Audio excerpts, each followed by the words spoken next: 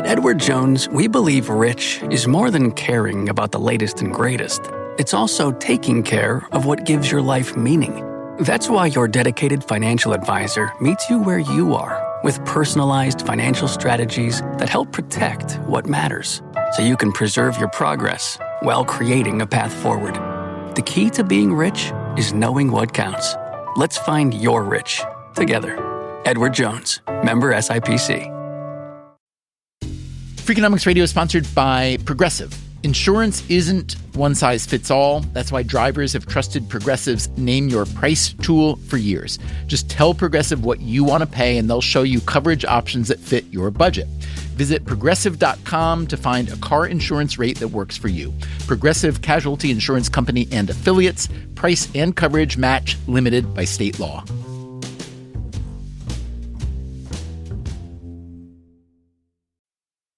Freakonomics Radio is sponsored by Hotels.com.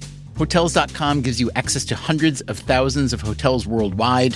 And when you join for free, you can save up to 20% instantly with member prices. Plus, every stay earns rewards. So when you book one trip, you're already lowering the cost of the next one. Hotels.com is simple, rewarding, and designed to help you get more out of every stay. Sign up for free and book today. Hotels.com. It's all in the name.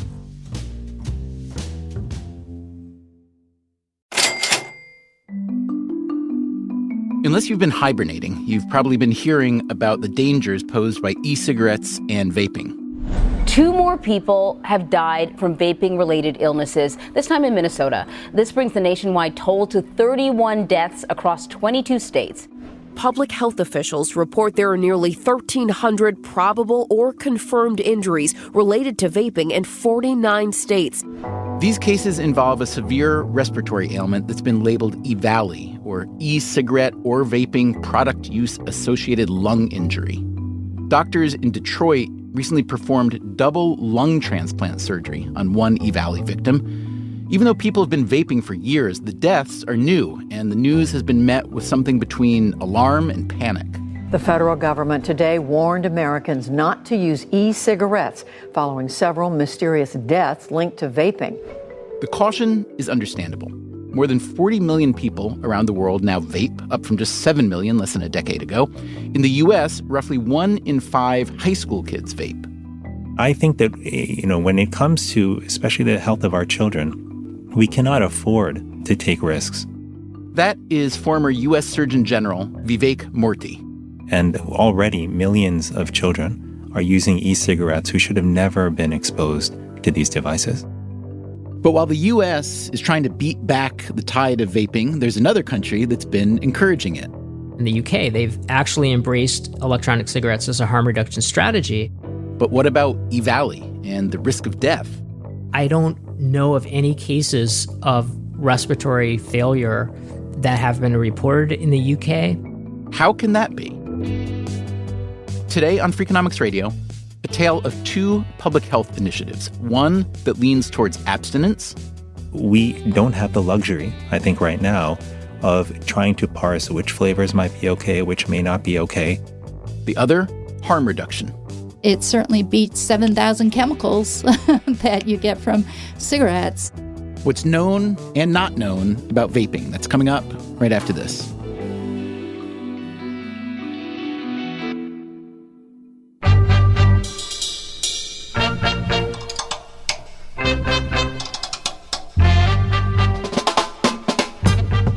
From Stitcher and Dubner Productions, this is Freakonomics Radio, the podcast that explores the hidden side of everything. Here's your host, Stephen Dubner.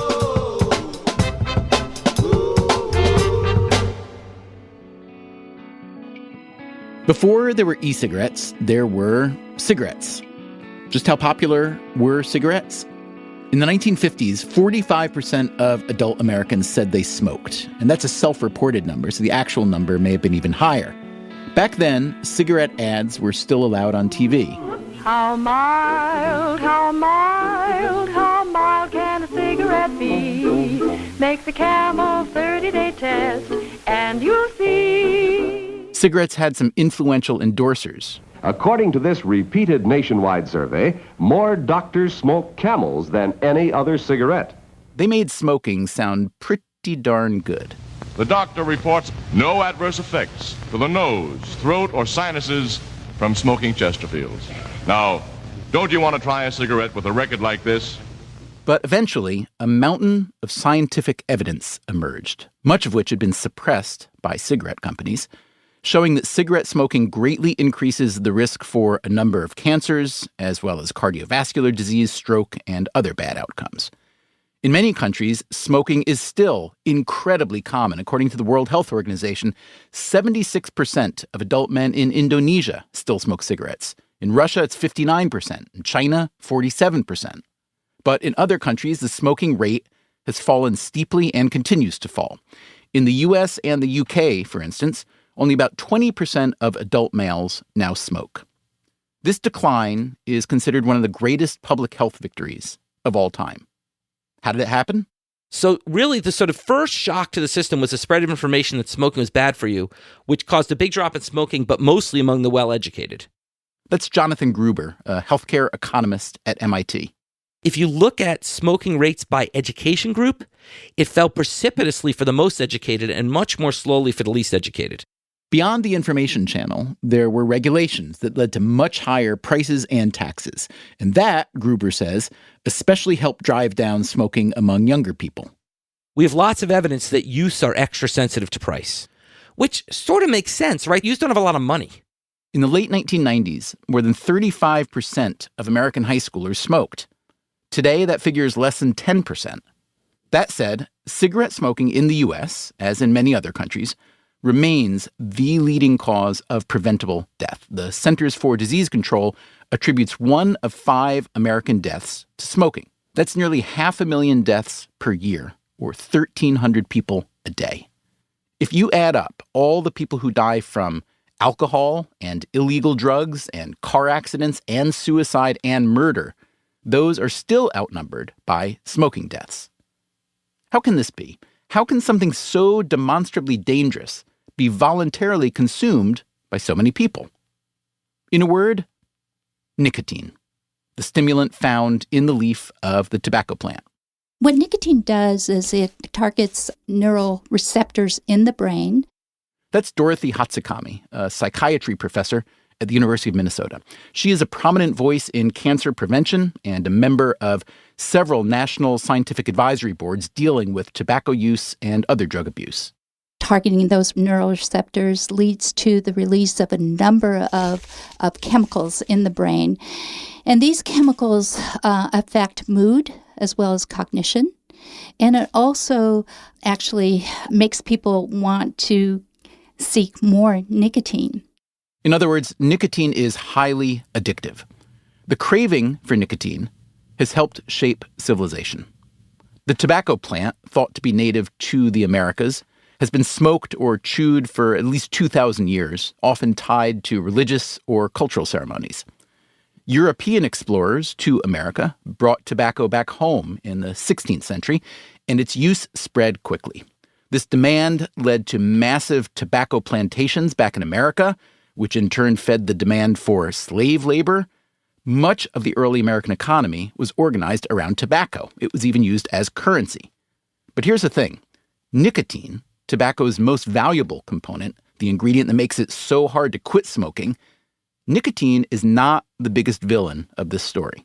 What is problematic is that nicotine is delivered in a really dirty delivery system, and that's the cigarette, which contains a number of toxicants. Among the toxicants that get into your lungs when you smoke a cigarette are benzene, ammonia, arsenic, and lead. And what about the nicotine itself? Nicotine is not harmless by any means. Nicotine causes addiction. It has negative effects on a fetus. It might increase the risk factors for cardiovascular disease. And also it apparently does affect the developing brain. But it's certainly not the most harmful constituent in a tobacco product. Nicotine also has some proven benefits.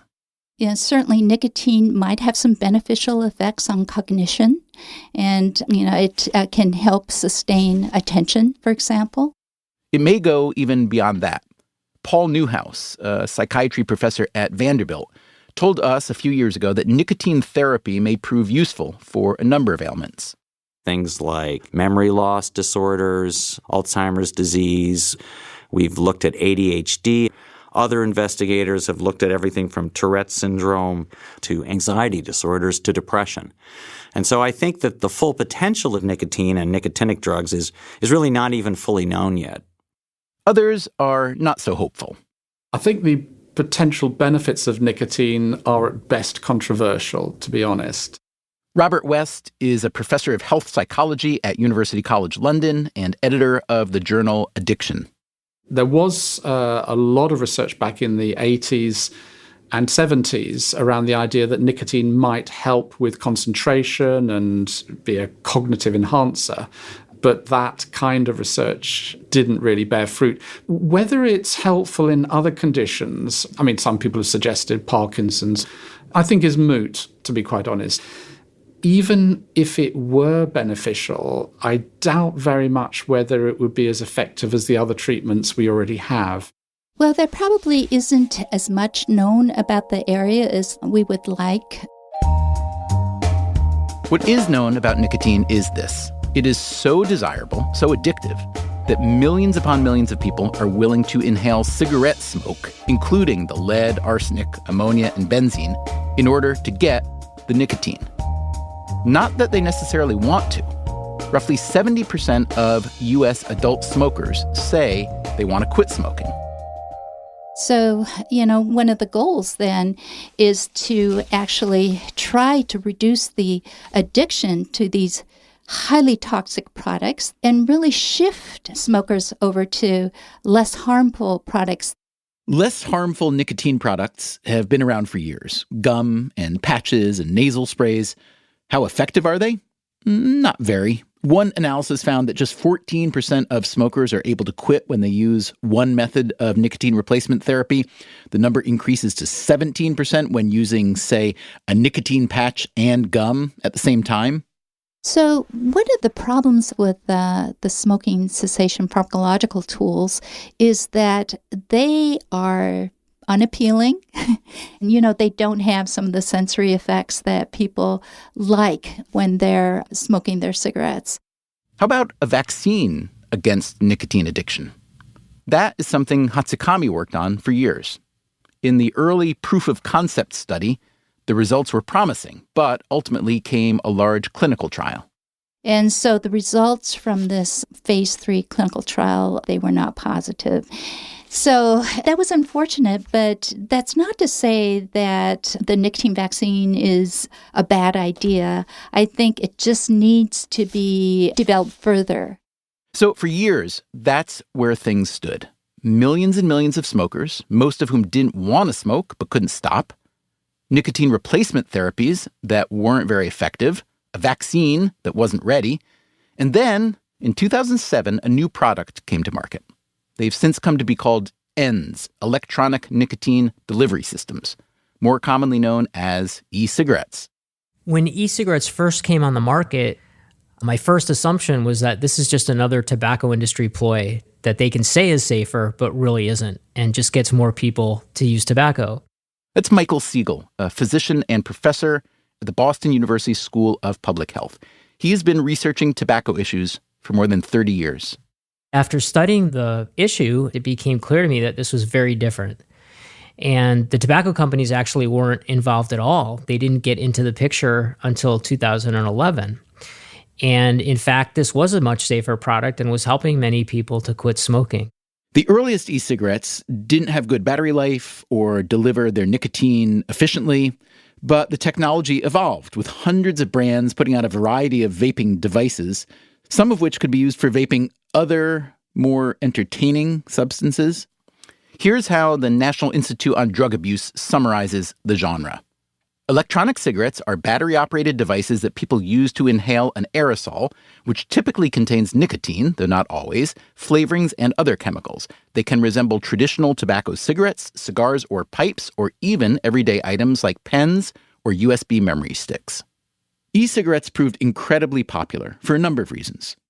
There's physical stimuli, there's holding the cigarette, there's feeling the throat hit, seeing the smoke come off, there's social stimuli, smoking with other people in social settings. A new word entered the global vocabulary, vaping, or ingesting the vaporized content of these devices. I think more than anything, what vaping offers to smokers is an identity. You don't have an identity as a nicotine patch user. Nicotine patch users don't get together in groups and have forums and conventions for the weekend. But vapors do. It wasn't long before a vaping champion was crowned. Juul Labs, founded in 2015 and headquartered in San Francisco. The Juul e-cigarette was sleek and minimalist, and it came in flavors including mango, cucumber, and mint. By 2017, Juul was the U.S. leader in market share, selling 1 of every 3 e-cigarettes. By the end of 2018, the company was valued at $38 billion, and it sold off a 35% stake to Altria, the tobacco giant previously known as Philip Morris. Why did Juul become so much more popular than its rivals? Michael Siegel has one answer. Juul has a very different nicotine formulation that makes it much more addictive. It's a nicotine salt. It's absorbed much more rapidly into the bloodstream, and because of that, it simulates the pattern that you get with a real cigarette. And that is what makes juuling so addictive. And how does juuling, or vaping any nicotine-based e-cigarette, compare to combustible cigarettes when it comes to toxicity? Dorothy Hatsukami again. Delivering nicotine via the electronic cigarette is far less toxic than the cigarette, but you still have foreign constituents delivered to the lung. In the testing that's been done on e-cigarette aerosol, in many cases, they find no detectable levels of any unwanted chemicals. In other cases, there are some chemicals, but only a few. And that doesn't mean that the products are safe. Those chemicals could cause problems if used over the long term. But the toxicological profile of these products indicates that they're much, much safer than cigarettes. It's not going to be a harmless product, but it certainly beats 7,000 chemicals that you get from cigarettes. The strongest evidence that demonstrates how these products are safer are clinical studies that have been done where smokers have switched to e-cigarettes, and there's been a dramatic improvement in their respiratory function, both subjectively through their reported symptoms and objectively through spirometry testing, which has shown an improvement in lung function among these now ex-smokers. And what about the long-term effects of vaping versus smoking cigarettes? What's the data there? There's no long-term data because the products have not been on the market long enough to be able to do mortality studies to show that using e-cigarettes as opposed to cigarettes is going to lower mortality. The fact that we don't have long-term studies doesn't mean that it's not going to save lives. We know it's going to save lives based on the short-term clinical data that we do have.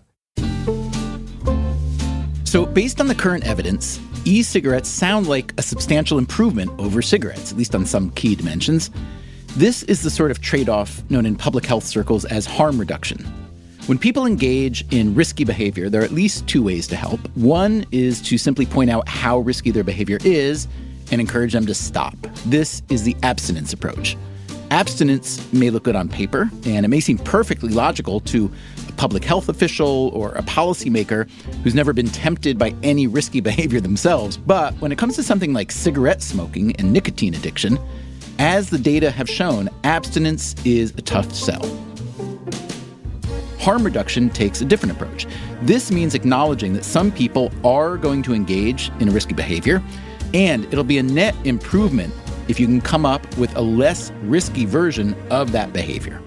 That's the idea behind needle exchanges for heroin addicts and free condoms for teenagers, or putting seatbelts in cars rather than banning cars on the grounds that they're too dangerous, or getting cigarette smokers to use e-cigarettes instead.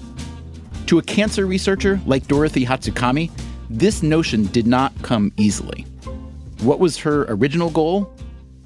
Well, initially it was elimination of the use of tobacco products altogether. But because so many people are addicted to the product, then my focus became, well, let's take a look at harm reduction. If people can't quit, then let's think about products that would reduce harm. If someone like Dorothy Hatsukami could embrace, however reluctantly, e-cigarettes as harm reduction, you'd think it would be a slam dunk for U.S. policymakers. But it wasn't. In fact, e-cigarettes are currently not allowed to be marketed or promoted as smoking cessation tools, the way nicotine gum or patches are. Why not? Okay, this is a little complicated, but it goes like this. The Food and Drug Administration was only granted jurisdiction over tobacco products, believe it or not, in 2009. E-cigarettes were still relatively new. Rather than classify them as tobacco products, the FDA classified them as drug delivery devices, which have much stronger restrictions than cigarettes, and the agency subsequently declared them illegal. The result was that their sale was essentially banned. The e-cigarette companies could have pursued approval as a drug delivery device. Instead, they sued and won, which led the FDA to reclassify e-cigarettes as tobacco products. This lifted the ban on their sale, but it also meant they couldn't be promoted as smoking cessation devices since, according to the FDA, an e-cigarette basically is a cigarette. Now, this isn't to say that plenty of smokers didn't take up vaping. They did. A recent analysis in the Annals of Internal Medicine found that 54% of e-cigarette users also smoke regular cigarettes, but that 30% of vapers had quit smoking, at least for now. But if you are an e-cigarette company and you can't market your product as a safer alternative to existing smokers, who might you market to instead? Especially if your product comes in flavors like mint and mango and cucumber. Juuling has become quite popular among youth. That's right. While adult smokers trying to quit certainly drove the growth of the vaping industry, another demographic was getting hooked at the same time. Vaping usage in the U.S. today is highest among people aged 18 to 24. Again, keep in mind, e-cigarettes only came into existence 12 years ago. Roughly 20% of high schoolers now vape regularly, more than double the share that smoke cigarettes, which means that a lot of them didn't smoke before e-cigarettes came along. There's no question that a culture of smoking is being replaced by a culture of vaping. There is a very strong negative correlation between the prevalence of cigarette smoking among youth and the prevalence of vaping among youth. And I think that it's really the youth addiction to nicotine that's the problem. It's not vaping itself. It's the fact that kids are addicted. If you just vape for a couple of years as a high school student or a college student, there's really not going to be any major adverse health effects. But if you become addicted to vaping and then you end up vaping for many, many years, there could be long-term health effects. And the vape of choice among young Americans is Juul. Was this intentional on Juul's behalf? If you go to Juul's website today, you'll see its mission is to, quote, improve the lives of the world's 1 billion adult smokers by eliminating cigarettes. Note the words adult and smokers, that is, people who already smoke cigarettes. So how did Juul become so popular among adolescents who hadn't previously smoked? A study from the Stanford School of Medicine analyzed Juul's early marketing activity, including many tweets that the company had since deleted. The researchers found that, quote, Juul's advertising imagery in its first 6 months on the market was patently youth-oriented. For the next 2.5 years, it was more muted, but the company's advertising was widely distributed on social media channels frequented by youth, was amplified by hashtag extensions, and catalyzed by compensated influencers and affiliates. So I'm no marketing expert, but that sounds pretty intentional. In any case, the sale of Juul's sweet and fruity vaping devices skyrocketed among young people and drove the company's valuation into the billions. It would also make Juul the target of angry parents, late-to-the-game regulators, and everyone trying to figure out why dozens of people were suddenly dying from vaping. We'll be right back with all that. You are listening to Freakonomics Radio.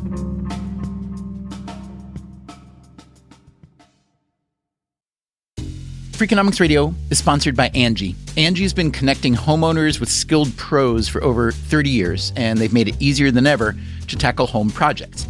Their nationwide network has experts in everything from plumbing and landscaping to roofing, remodels, and more. You can read verified reviews and request and compare quotes to find your best price. So join the millions of homeowners who use Angie to get the job done well. Download the Angie app today or visit angi.com.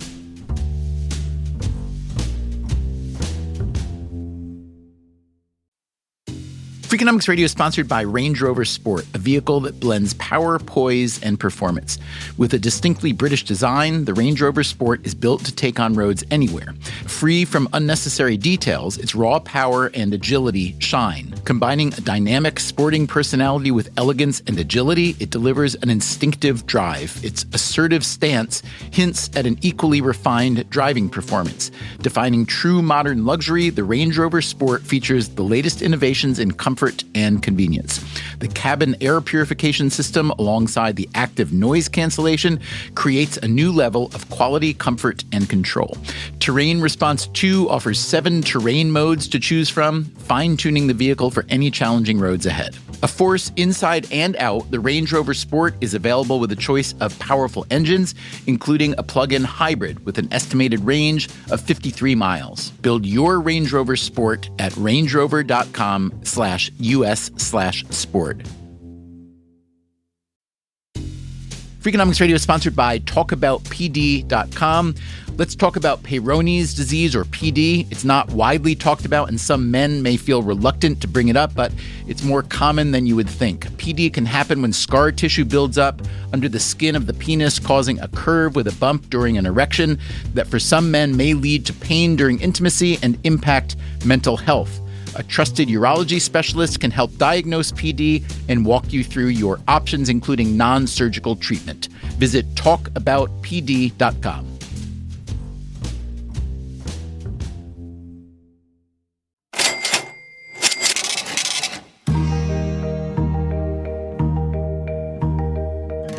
In the U.S., there are 2 distinct populations of people who use e-cigarettes. Older adults, many of whom are trying to give up cigarettes, and young adults and adolescents, many of whom never smoked. Older adults vaping in order to quit smoking could be considered a public health victory. Younger people taking up vaping is considered a public health disaster. There really is no evidence that supports what was a widely shared theory a few years ago, that if these kids are using e-cigarettes, then that's actually going to prevent them from using regular cigarettes. That, again, is Vivek Murthy, who served as U.S. Surgeon General under President Obama. It was an argument that was widely made by the proponents of e-cigarettes several years ago.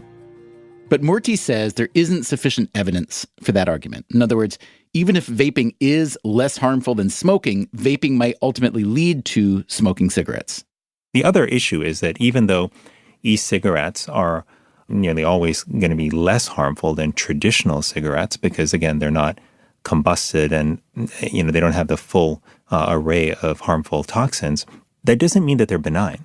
There are other chemicals in them, and because these were being produced and sold with so little oversight and regulation, we actually didn't know and still don't know in many cases what is in these products. Why has there been so little oversight and regulation? I don't 100% know why, but I do think it's been way too slow.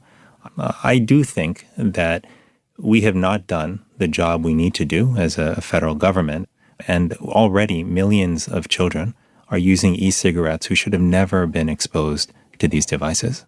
So the British government took pretty much exactly the opposite approach of the U.S. federal government. And they basically looked at it years ago and said, e-cigarettes are probably not the greatest thing in the world for people, but we believe that as a substitute for smoking, they could save a lot of lives. And the British government and their cancer and anti-smoking institutions offer evidence to argue that they have been correct. Yeah. So the UK did take a different approach in some ways. They were more bullish on the prospect of e-cigarettes being helpful for cessation.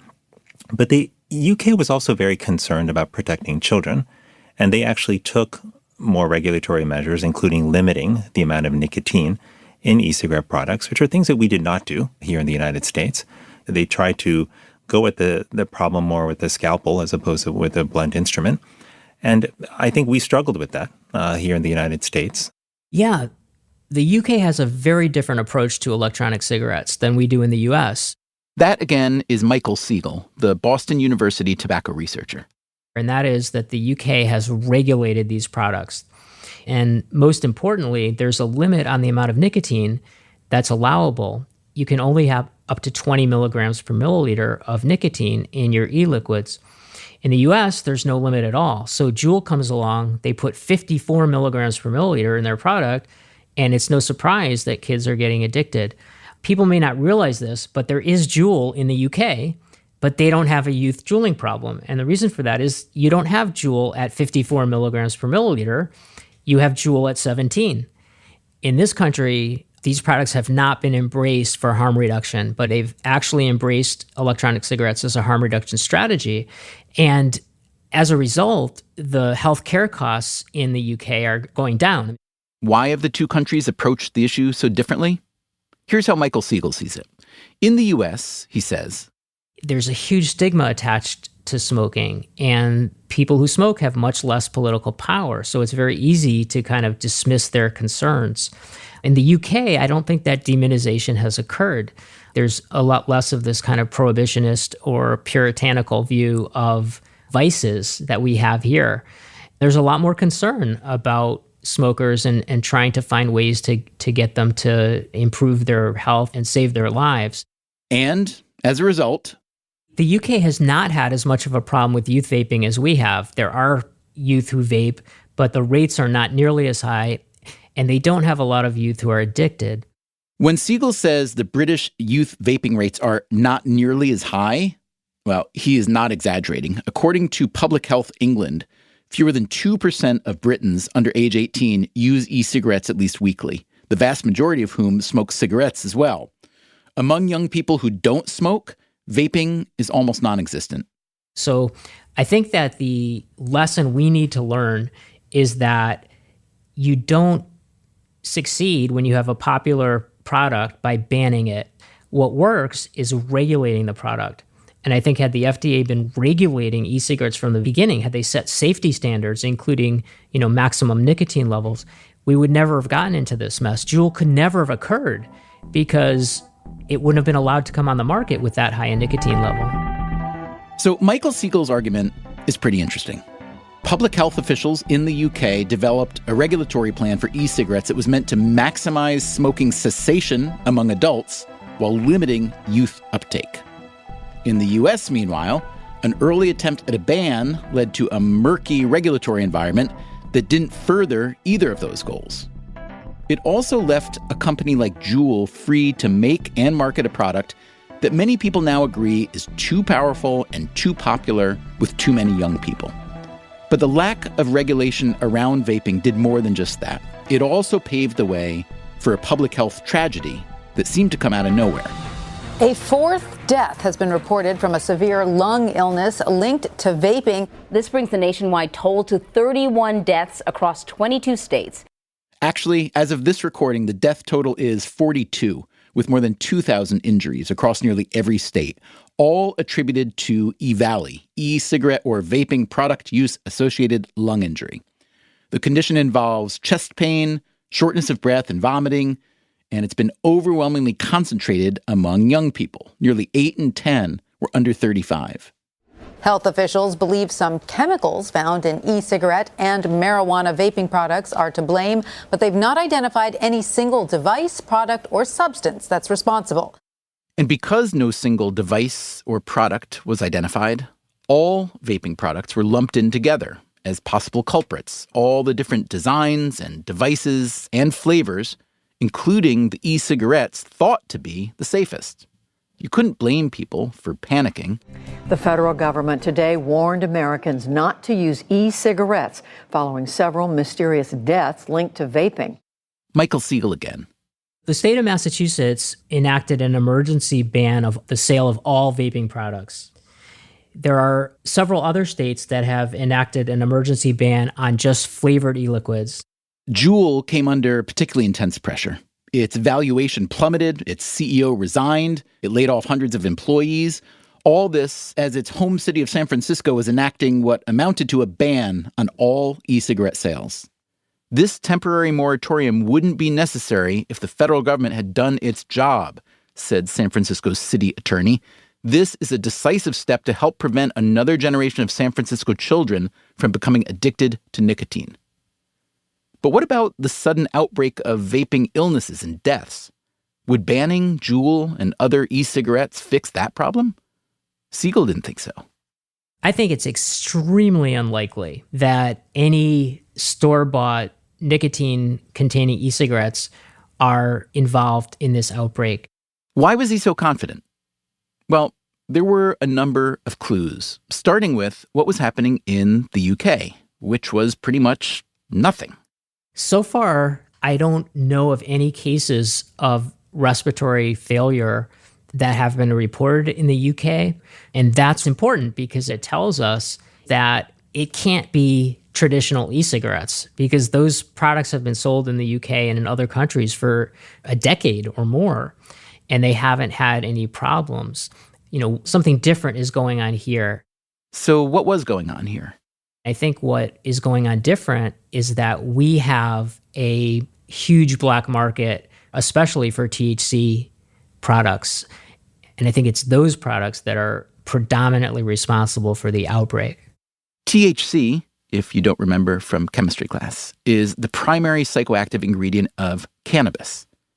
And the Centers for Disease Control, in surveying the victims of the E-Valley outbreak, had learned the CDC has reported that approximately 89% of the cases are attributable to THC or black market vaping oils, whereas 11% of the cases did not admit to using THC. Now, that doesn't mean that those cases were necessarily attributable to nicotine e-liquids for a number of reasons, the most important of which is that people tend to underreport their marijuana use, especially youth. In other words, it seemed these vaping deaths and injuries weren't primarily being caused by e-cigarettes. Perhaps e-cigarettes had nothing to do with the outbreak. It's important to note that all e-cigarettes, which are designed to deliver nicotine, are vapes, but not all vapes are e-cigarettes. There's a difference between the types of devices that can be used to vape cannabis as opposed to devices that can be used to vape nicotine-based liquids. These are very different types of liquids. E-cigarettes use liquids that are typically water or alcohol-based, while THC vaping liquids are oils. The cannabis distillate really needs an oil base to dissolve properly. And so you're basically talking about vaping oil versus vaping water. And the devices that can handle those types of liquids are very different. And we've got to be very careful not to conflate the two. But there was a lot of conflation going on between water or alcohol-based nicotine e-cigarette devices and oil-based vaping devices. Not just in the media reporting on the outbreak, but in how some state governments were approaching e-cigarette bans. First of all, the policies I don't think are justified because there's no evidence that store-bought nicotine e-liquids are involved at all in this. So why put all these vape shops out of business when it's not going to have any significant impact in curtailing the outbreak? But secondly, there's going to be some severe negative public health consequences of these bans. Many ex-smokers who are dependent upon vaping products to stay off tobacco are going to switch to smoking when their products are taken off the shelves. There are also the hundreds of millions of smokers in places like Indonesia and Russia and China who, if you are rooting for public health generally, you might want to see have easy access to e-cigarettes. In the midst of all this came a couple of surprising developments. The Trump administration and the FDA had been leaning toward implementing a ban of most flavored e-cigarettes in the hopes of curtailing youth vaping. But the White House then reversed itself. But Juul Labs, in the face of that expected flavor ban, had already announced that it was discontinuing all its sweet and fruity nicotine cartridges, mango, cucumber, even its most popular mint, all gone. The only flavors Juul would continue selling in the U.S. are menthol, Virginia tobacco, and classic tobacco. Now, Was this a public health victory? Michael Siegel doesn't think so. I think what a lot of people don't realize is there's no such thing as an unflavored e-liquid. Every e-liquid has a flavor. It's just that tobacco is one of those flavors, and then there's hundreds of other flavors.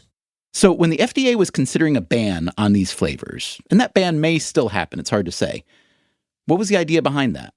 The idea behind that, presumably, is that youth are more likely to use the non-tobacco flavors than the tobacco flavor. The problem with that is that so are adults. Adult smokers who have quit successfully using these products have predominantly used flavored products. And they specifically don't like the tobacco product because it reminds them of cigarettes.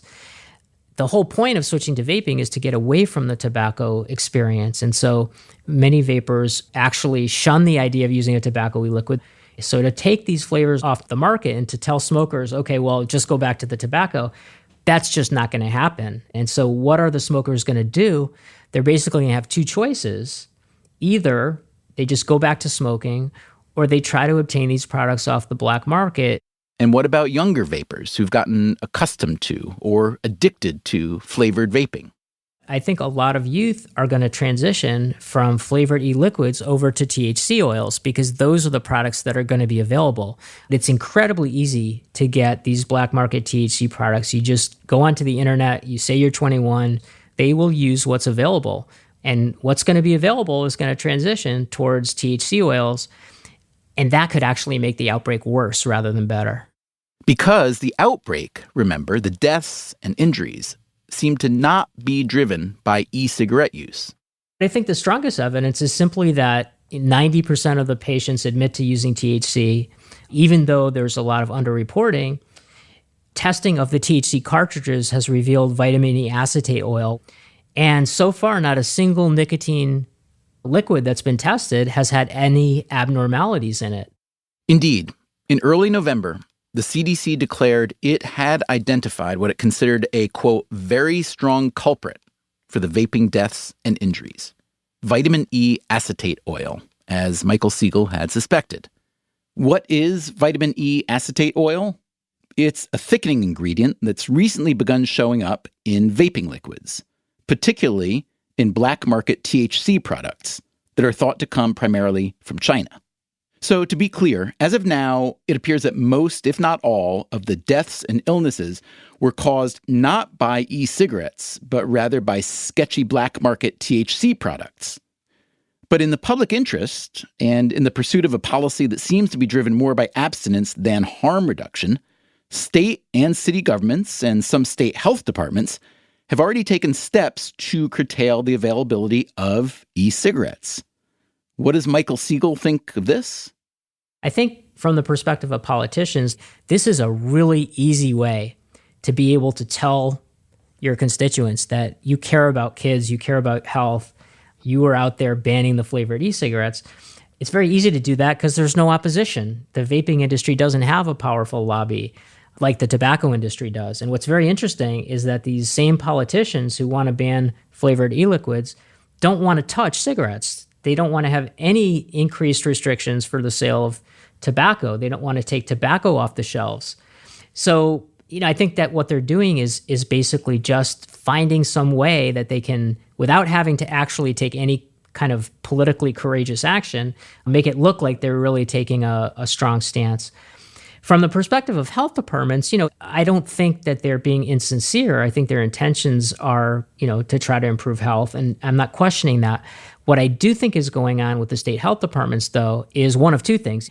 I think that a lot of state health departments just take their direction from the CDC. They don't want to conflict with what CDC says. And there are many health agencies that really have just been against e-cigarettes from the beginning. And they see this as an opportunity to take advantage of this outbreak to advance their agenda of getting e-cigarettes banned, or at least getting the flavors banned. And in fact, many of the states are doing this through emergency orders, bypassing the legislative process. And the problem with that is it violates the separation of powers. Health departments do not have the authority to establish law. They're supposed to enforce the law that the legislature sets out. And so what they're doing is declaring an emergency because of the outbreak and then responding by banning e-cigarettes that don't have anything to do with the outbreak. I don't think that there are, politics involved in what the state health departments are doing. I think that these are dedicated professionals. I think they're sincere. I think they're well-intentioned. But I just think there's an underlying bias that clouds their thinking.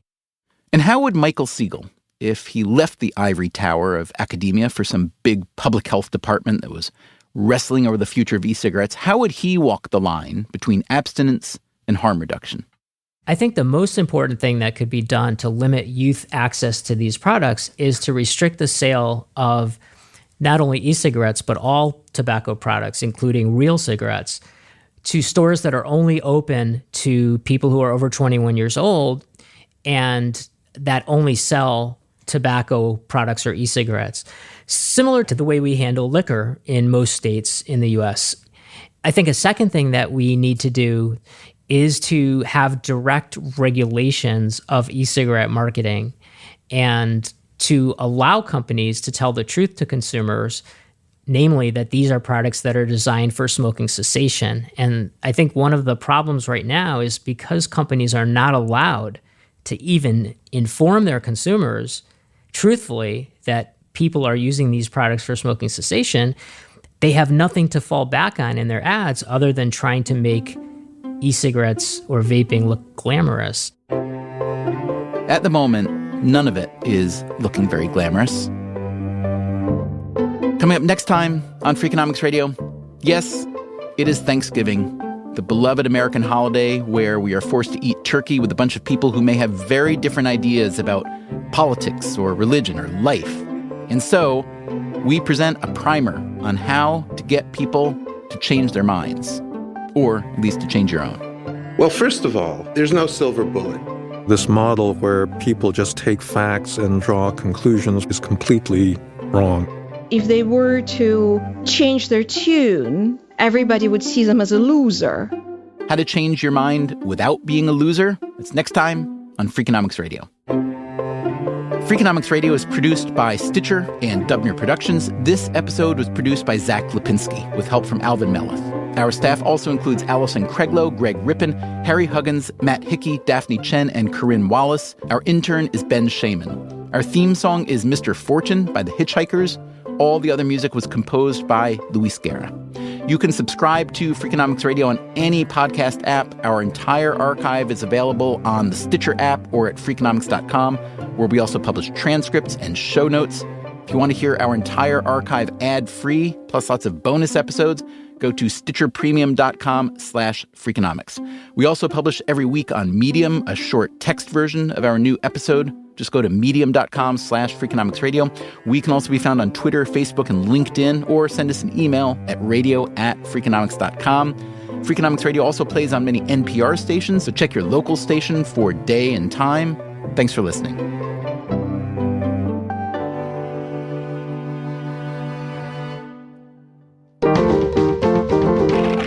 Stitcher. In the U.S., there's a break-in every 26 seconds. But when intruders step near, Simply Safe Home Security steps up. Stop. This is Simply Safe. Police are on the way. Using AI alerts, U.S.-based live agents help deter break-ins. Simply Safe, no long-term contracts. Save 50% on your new system with professional monitoring at simplysafe.com/SXM or with promo code SXM. Outdoor deterrence requires a Simply Safe Active Guard outdoor protection plan starting at $49.99 a month. Visit simplysafe.com/licenses for alarm license information. Tennessee 2012. Breathe in. Feel the sense of calm that comes from having up to $300 in overdraft protection with Go2 Bank. Now... Did you say $300? Yes. Now, back to our breathing. So if I overspend my balance, Go2 Bank has my back up to $300? Yes. Can we breathe out now?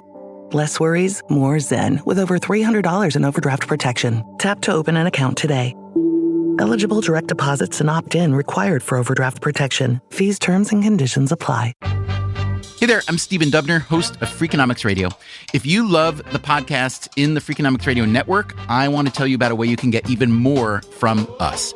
To hear our shows without ads and get exclusive access to Freakonomics Radio bonus episodes, please subscribe to SiriusXM Podcasts Plus on Apple Podcasts or sign up at SiriusXM.com/podcasts plus. Start a free trial today.